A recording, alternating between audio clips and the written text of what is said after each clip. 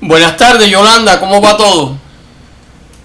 Buenas tardes, Ismael. Bien, por aquí todo bien. Por aquí, pues bueno, disfrutando mucho la pandemia. Eh, óyeme, hoy tenemos aquí a Yolanda Merino, que es una activista cultural española apasionada por los libros, la escritura y el cine. Ella dice que entre libros y películas encuentro mi refugio para entender el pasado y con ello comprender mejor nuestro presente, afirma.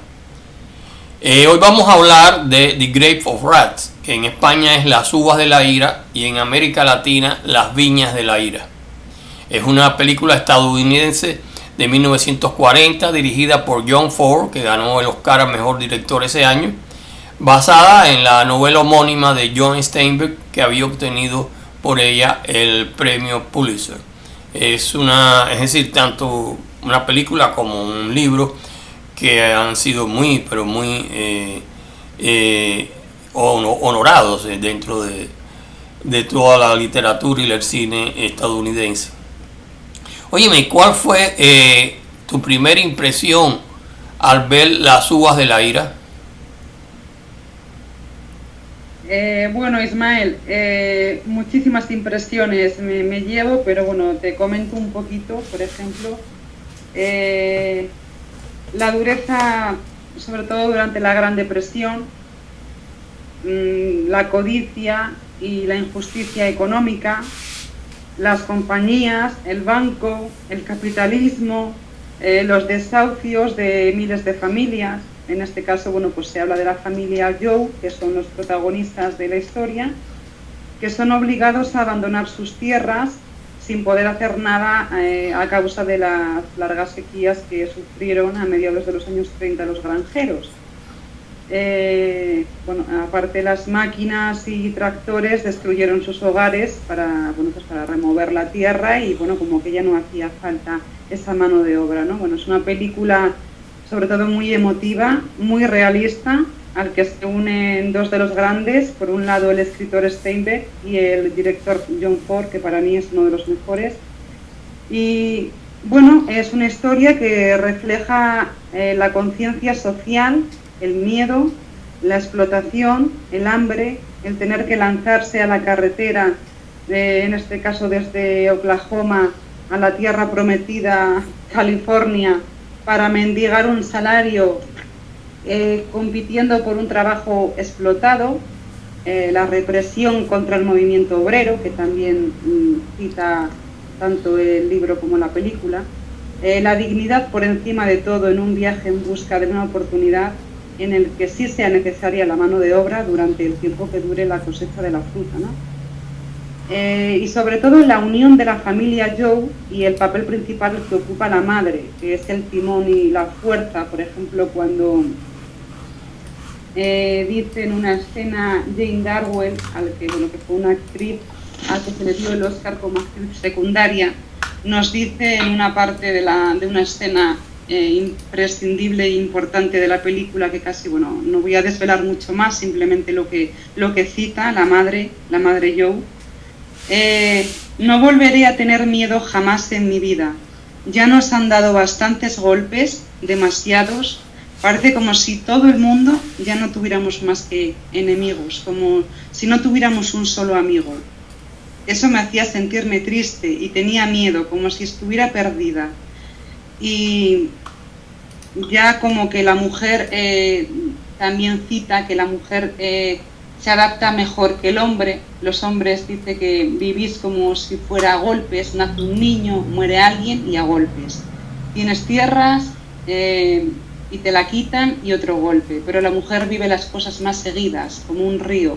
Hay remolinos y cascadas, pero el agua sigue andando siempre. Las mujeres somos de esa manera. Nacen y mueren nuevos seres, y sus hijos nacen y mueren también, pero nosotros estamos vivos y seguimos caminando. No pueden acabar con nosotros ni aplastarnos, saldremos siempre adelante porque somos la gente. Entonces, ya con ese concepto de somos la gente, sin la gente, ¿qué sería, no? De este mundo y de este sistema, ¿no? Sin los pobres trabajadores que al final somos los que todos entre nosotros sacamos adelante pues un país, ¿no? Efectivamente es de lo que habla James Darwell al final de la película. Me parece, vamos, importantísimo el mensaje que da. Y aparte que John Ford siempre tenía la figura materna como muy, muy importante en todas sus obras. O sea que, bueno, un poquito me quedo con eso, y bueno, y que cada uno saque sus reflexiones, Ismael, pero desde luego no deja de ser una realidad de la economía y del mundo, las uvas de la ira. Bueno, indudablemente las uvas o las viñas de la ira, como nosotros estamos acostumbrados aquí a decirle, es una película que a veces me recuerda a esta época, porque bueno, no es tan violenta, pero la pandemia y toda la cantidad de desempleo que ha provocado y todos los problemas, bueno, es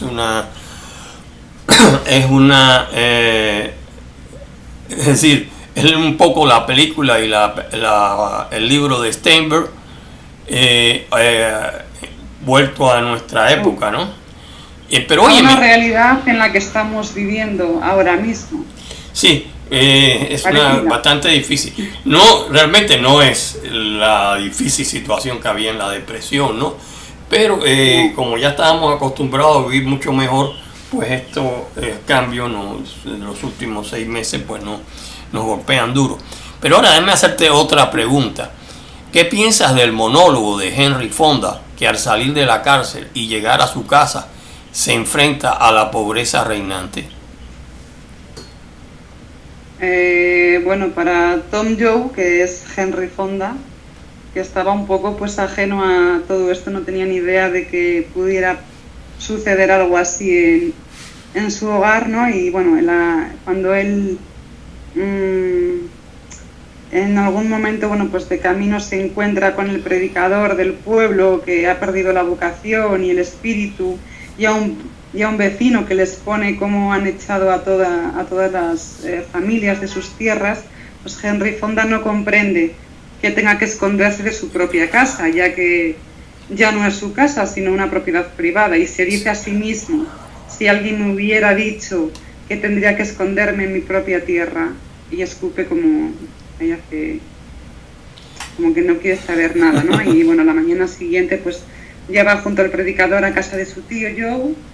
Las emociones y el regreso de Fonda traen la alegría a esa familia, que ya está completa con su regreso, y bueno, pues juntos viajan en una camioneta destartalada, prácticamente llena de recuerdos, porque ahí va toda su vida. Se les une el predicador, que será un personaje muy influyente en Fonda a lo largo de la película.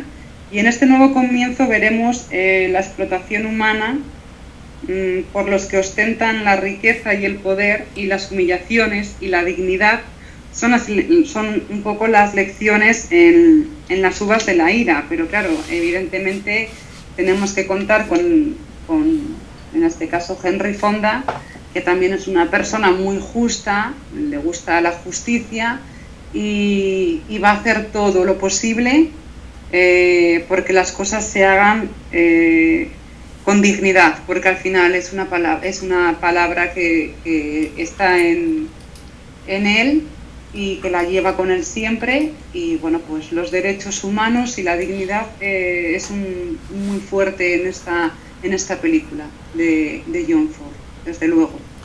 Y óyeme, ¿qué tú piensas ahora que estamos en todos grandes problemas de una época muy difícil en Estados Unidos y en todo el mundo, ¿no? Mucha de esa gente que hoy se quejan y es decir, incluso protestan violentamente, etcétera. ¿Tú crees que muchos de ellos, una gran cantidad, desconocen las vicisitudes de aquella época en los años 30? Uy, Ismael, esa sí que es una buena pregunta, porque, bueno, cada uno elige la capacidad de su ignorancia, que digo yo, que a veces no tiene límites. Entonces, sería un error desconocer los acontecimientos de los años 30. Vamos, yo creo que la historia siempre tiene que estar ahí presente, porque siempre se sucede, ¿no? siempre se repite, de alguna manera o de otra se repite. Entonces, bueno, los años 30 abarcaron una década marcada por el hambre, el incremento de la crisis económica por el crack del 29, la bolsa de Wall Street, los bancos, Nueva York, bueno, pues surgieron los radicalismos, las guerras, la tirantez internacional y el inicio de la Segunda Guerra Mundial en 1939, ya que en algunos países los ciudadanos se sintieron atraídos por nacionalistas como Hitler. Si los que se quejan no saben por qué se quejan o por qué lo hacen, o incluso en esas manifestaciones que muchos sabemos que incluso están ahí para que se una mucha más gente y haya más agresividad. No sé, yo me quedo siempre con que la estupidez, como decía Camus, no tiene límites. Indudablemente. Yo creo que me quedo con eso y que cada uno, como siempre digo, saque sus propias conclusiones, pero creo que la ignorancia no lleva a ninguna parte y la agresividad tampoco. Bueno, realmente la época de la depresión de los años 30 fue mucho peor, mucho más desastrosa que en nuestra época actual, porque en nuestra época actual, bueno, se calcula que a más tardar alrededor dentro de medio año por ahí ya habrán algún tipo de vacunas, etcétera, que puede cambiar la situación que tenemos, ¿no? Pero bueno, como nosotros estamos acostumbrados a una vida más suave, estos cambios de los últimos meses de andar con antifaz y toda la serie de evoluciones y de problemas, es decir, mucha gente que se ha quedado sin trabajo, indudablemente pues yo a veces la comparo, aunque es decir, en realidad la comparación es muy leve, porque aquella época de los años 30 la depresión fue terrible, y entonces sí. Aquí bueno, tenemos mucha gente sin trabajo, con problemas, protestas, etcétera, pero no se puede, es decir, tener relación muy violenta. O sea, ha habido épocas donde en general la situación de toda la nación ha sido muy pésima. Hoy en día la situación no es de una nación, de Estados Unidos, aunque ha sido golpeado muy duro por la pandemia del virus, sino que es en todo el mundo, más, menos, hay países de más y países de menos. España es uno de los más, y Francia también, pero bueno, sí, Italia ni se diga. Indudablemente mucha gente sí desconoce de que ha habido épocas peores, y lo que nos pasa es que de pronto pues se han roto toda una serie de formas de vida que teníamos nosotros mucho más suaves, ¿no? Pero bueno. Y también para destapar un poco, no sé si estás de acuerdo, para destapar un poco tanto el egoísmo general, porque hay muchísimo egoísmo generalizado, y por otra parte también cómo hay que mover ficha en función de lo que voy a recibir a cambio, ¿no? Bueno, es algo que está ahí, que existe, que ha existido siempre, y que creo que también el tema del COVID-19 es la excusa perfecta para muchos magnates y muchos multimillonarios, y para que al final haya un proceso de más ricos y más pobres, porque esto es lo que va a sacar también la pandemia. O sea, va a haber la clase media va a dejar de ser tan clase media para ser más bien de la parte pobre, y los que eran ricos serán mucho más ricos, evidentemente. Bueno, sí, claro. Bueno, ahí estamos ahí jugando como los barquitos entre países y países, a ver quién puede más. Una guerra, partimos aquí, estamos jugando en el colegio como niños, y bueno, creo que esto es una excusa que para muchos es el virus perfecto, ¿no? Bueno, el problema principal es que las dirigencias políticas, sobre todo por ejemplo en Estados Unidos, yo me vi alrededor de octubre, noviembre, surgió el virus en China. Eso se sabe, señores, porque bueno, hay satélites que, es decir, con grandes cámaras muy poderosas, tenían que saber eso. Pero como todo ese comercio del sudeste asiático es tan, es decir, tan discreto, importante. silencioso. Sí. No es que es importante porque produce mucho, es decir, desde el turismo hasta comercio, pues bueno, se fue ignorando y cuando vino a ver, pues el virus se había extendido. Yo tengo un dato ahí que vi en el New York Times, que siempre me lo recuerdo, ¿eh? Entre diciembre a enero, febrero, entraron 130.000 personas del sudeste asiático. Es una cantidad tremenda, ¿tú comprendes? Solo el 1% o menos del 1% que estuviera ya con el virus, pues bueno, lo regaba por ahí. Y por eso es que se regó tanto, por ejemplo, en esta parte del mundo, ¿no? Donde estamos al otro lado de China. Y lo mismo, Italia, Francia son países turísticos y vinieron de toda esa parte y lo regaron por todas partes. Claro, a ver, estamos en un mundo globalizado en lo que significa que lo que pase en un sitio nos afecta a claro, es decir, el turismo es un negocio, ¿no? Todavía, mira, aquí en Miami, a finales de enero, principios de febrero, que aquí ha sido un poco más suave, ¿no? Pero hubo lo que le dicen el Spring Break, donde miles y miles de muchachos de todas partes de este país y también de fuera, vienen aquí a pasarla en la playa, en South Beach y todo eso, emborrachándose, fumando María, etcétera, etcétera. Y no había quien los parara. Y esa gente pues traía porque venían de todas partes fuera de aquí. Y eso fue lo que trajeron el virus aquí en el sur de la Florida, ¿no? Que ha habido una cantidad grande para estar tan alejado de los centros de Europa y de China y todo eso. Pero bueno. Sí, todos los países han actuado tarde, las organizaciones también han actuado tarde. Un virus que se desconocía, que era parecido a otros virus como el SARS, pero que bueno, sigue siendo algo desconocido, que primero afectaba a las vías respiratorias y a los pulmones, luego pues también un poco al sistema circulatorio. Se van descubriendo a medida que pasa el tiempo un poquito más sobre el virus, claro, con los pacientes que lo han padecido, y muchos de ellos por desgracia ya no están aquí. Y bueno, que también ahora nos están diciendo que bueno, que parece que ya no hay tantos casos, que bueno, vamos a ver qué va a pasar, si va a ser como